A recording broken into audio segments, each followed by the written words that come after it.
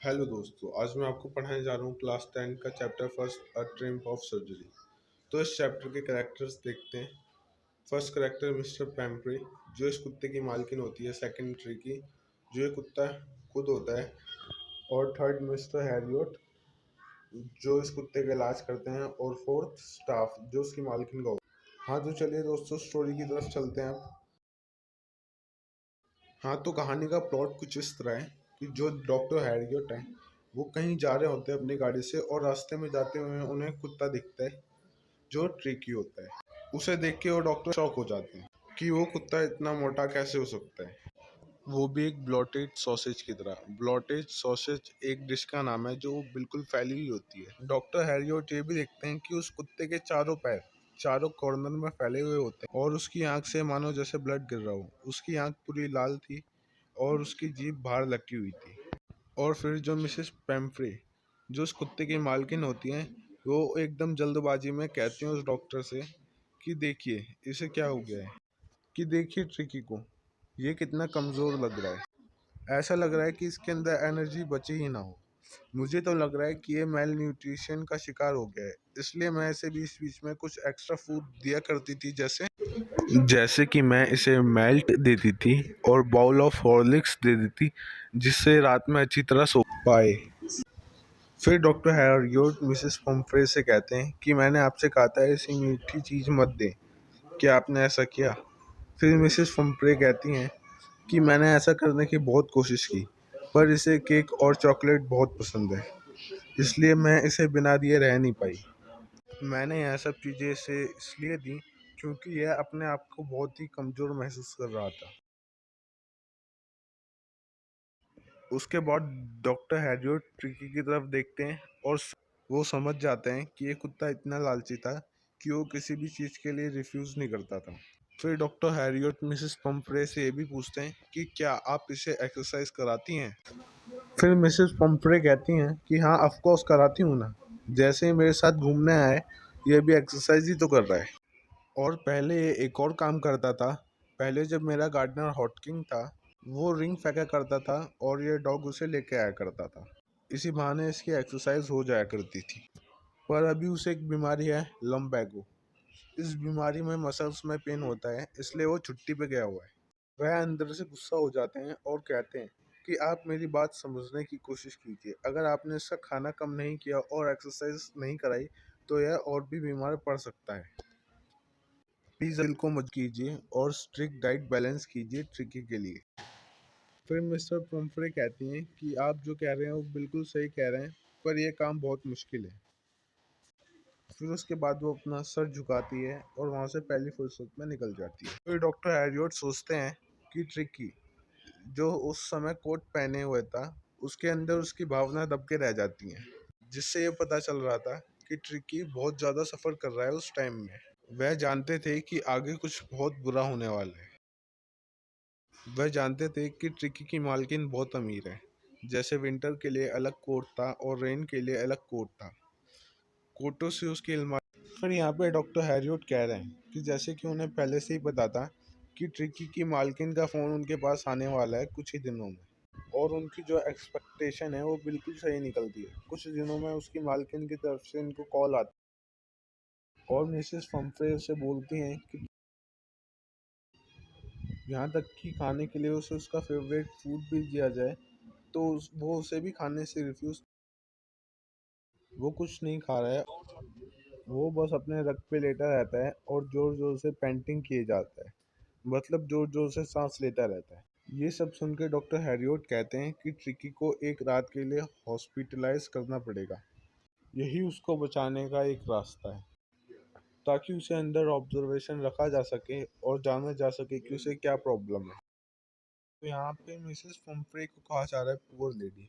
Poor lady वैसे तो बहुत अमीर है, पर पुअर लेडी कि वो अपने। पर यहाँ पे मिसेस फम्फ्रे कह रही हैं कि उन्हें पता है कि ट्रिकी बहुत ही बीमार है। उन्हें यह रिस्क उठाना पड़ेगा और उसे अपने से दूर भेजना पड़ेगा। फिर मिसेस उसे बाहर ले जाती हैं और डॉक्टर की कार में बिठाती हैं। जो डॉक्टर होते हैं वो बैठ जाता है और जो उसको अंदर बाहर आने जाने में कर रहा होता है, क्योंकि वो सारा सामान ट्रिकी का कार में रख रहे होते हैं। डॉक्टर को पता होता है कि ये इतना सारा सामान मेरी कार में नहीं आ पाएगा, फिर भी उसे एडजस्ट करके ले जाना पड़ता है। जैसे कि डे बेड हो गया, उस कुत्ते का फेवरेट कुशन हो गया, उसके टॉयज, रबर रिंग, यही नहीं, लंच बॉक्स, ब्रेकफास्ट बाउल, मतलब हर टाइम अलग अलग उसमें खाएगा नहीं कुत्ता। यही सब जो सामान है ये सब लाने के लिए स्टाफ अंदर बाहर हो रहा है। फिर वो अपनी गाड़ी में बैठ के जा ही रहे होते हैं, तभी वो अपना मिरर पीछे करते हैं और देखते हैं कि मिस्टर पैम्फ्रे और उसका पूरा स्टाफ रो रहा होता है। फिर वो रोड पे जाके एकदम से गाड़ी रोकते हैं और जो साइड में कुत्ता बैठा होता है उसके डॉग के सर पे हाथ रख के सहलाते हैं और उससे कहते हैं कि पुअर ओल्ड डॉग, मुझे पता है कि तुम बीमार हो, पर कोई बात नहीं, मैं तुम्हें जल्दी ठीक कर दूंगा। डॉक्टर कार को ड्राइव करते करते हॉस्पिटल पहुंच गए और हॉस्पिटल में पहले से ही बहुत सारे कुत्ते होते हैं। फिर वो डॉक्टर हैरियट के आसपास मंडराने लगते हैं। यह देख के डॉक्टर हैरियट ट्रिकी को नीचे उतारते हैं। ट्रिकी को नीचे उतारने के बाद वह सारे कुत्ते खुश हो जाते हैं कि हमें एक और साथी मिल गया खेलने के लिए। पर ट्रिकी इतना कमज़ोर होता है कि वह अपनी गर्दन तक हिला नहीं पाता है। फिर वो सोचते हैं कि यार ये तो बहुत अनइंटरेस्टिंग है, चलते हैं। फिर वहाँ जाके क्या होता है, मिस्टर हैरियट ट्रिकी को 2 दिन तक खाना नहीं देते, बस बहुत सारा पानी देते हैं, जिसके सहारे वो 2 दिन तक जीता है। फिर तीसरे दिन जब उसके कमरे का गेट खोला जाता है, साथ रहने में इंटरेस्ट दिखाने लगता है और गेट खुलते ही वह अपने दोस्तों के साथ बाहर गार्डन में खेलने चला जाता है। फिर जब लंच का टाइम होता है तो सारे कुत्तों को पता होता है कि लंच अगर हम जल्दी भाग के नहीं गए तो हमारा लंच कोई और खा जाएगा हमारे बाउल में से। वह सब तो भाग के चले जाते हैं, पर ट्रिकी वहीं रह जाता है और वो एंड में जाता है। तब वो देखता है कि उसका लंच किसी ने खा लिया है और फिर वो बाउल को ऊपर से चाट के वापस आ जाता है। फिर जब फोर्थ डे, जब लंच का टाइम हुआ तो ट्रिकी को पता था क्या करना है, इसलिए वो पहले भाग के गया और अपना लंच इस बार उसने खा लिया। तो ये चौथे दिन उसने पहली बार लंच किया था। तब उसे पहली बार पता चला था कि लाइफ इज अ रेस, अब उसे भागना पड़ेगा। फिर मिस्टर हॉर्बिट बताते हैं मिसेस पैम्फ्रे होती हैं, वो उन्हें रोज फोन करके परेशान करती हैं कि मेरा ट्रिकी कैसा है, उसका अच्छे से ख्याल रखा जा रहा है नहीं, वह अच्छे से खाना खा रहा है या नहीं। तो बताते हैं कि ट्रिकी अब हमारे पास बेहतर महसूस कर रहा है, अब वह ठीक होता जा रहा है। खेलने कूदने से उसका फैट कम होता जा रहा था और वो बिना मेडिसिन के ही ठीक होता जा रहा था। पर जो मिसेस पैम्फ्रे होती हैं, आप यकीन नहीं करोगे उन्होंने टिक के लिए क्या क्या भेजा होता है।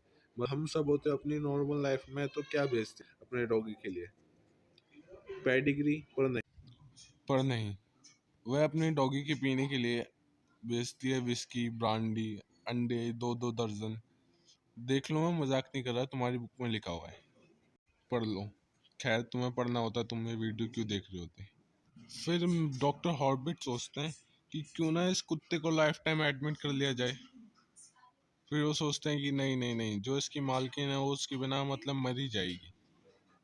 फिर 2 हफ्ते तक सब कुछ ऐसा नॉर्मल चलता है। फिर एंड में वो उसकी मालकिन को कॉल करके बुलाते हैं और कुछ ही मिनटों के अंदर वो अपनी गाड़ी लेके बाहर आ जाती है और उसे देखते ही ट्रिकी उसकी गोद में कूद पड़ता है और उसे चाटने लगता है। इवन वो उसे सांस तक नहीं लेने देता। तो जो मिस्टर हैरियट होते हैं वो अपने स्टाफ से कह के ट्रिकी का जो भी सारा सामान होता है वो उसकी गाड़ी के अंदर रखवाते हैं और फिर मालकिन अपने कुत्ते को लेके वहाँ से चली जाती है। फिर वो एंड में कहती है कि this is the triumph of surgery, मतलब कि यह एक सक्सेसफुल सर्जरी है। तो प्लीज़ दोस्तों मेरा चैनल सब्सक्राइब करें ऐसी मज़ेदार वीडियो के लिए। मैं समझ सकता हूँ यार, ये मज़ेदार वीडियो तो नहीं होगी, पढ़ाई की है, पर कोई नहीं, सब्सक्राइब कर लेना।